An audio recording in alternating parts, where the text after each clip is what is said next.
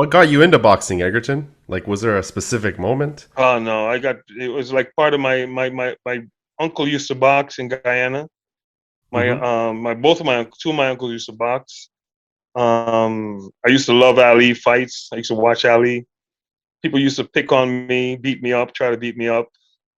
You know what I'm saying? But Yeah. my father was a fighter, natural fighter. He used to beat people up on the street, knock them out, all kind of things.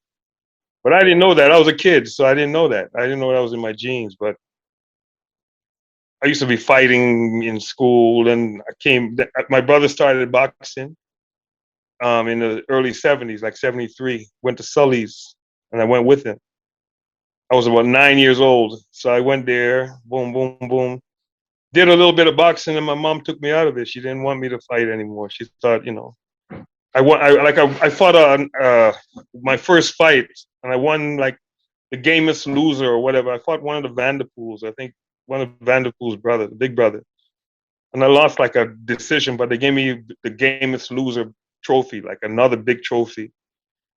And then my mom took me out of it. And then when I turned like 17, 18, my uncle said, "Hey man, what are you doing with your life? La la la la la. Just partying, hanging with your friends. You can't do that. La la la la." So I started training with him.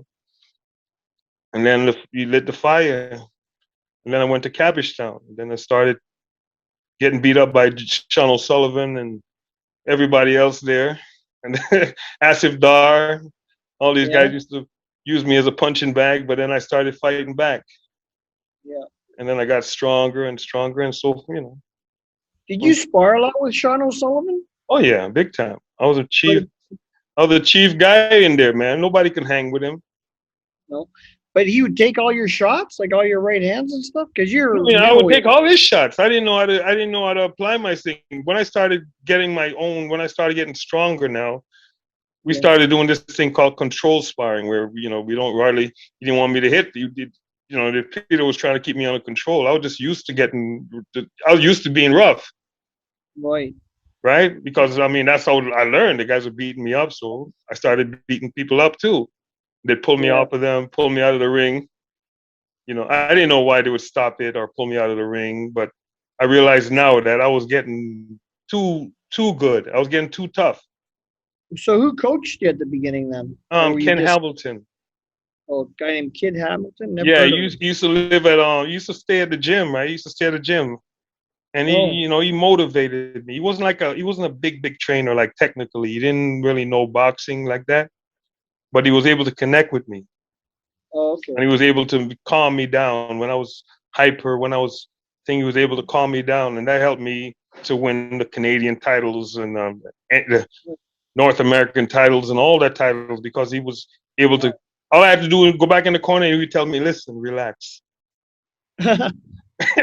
breathe, relax," and then that's it, and that worked. Yeah, that's So good. we'd relax. You get me really relaxed, and I go in the ring and fight. Yeah. We'll relax and fight. That's Yeah. kind of like an oxymoron or so. You know what I'm saying? Jerry Tremble. Yeah, Jerry Tremble. He's a bad motherfucker. Golden Boy. That's what they call Atlanta's Jerry Tremble. He hails from Vancouver, British Columbia. Manny, the school teacher.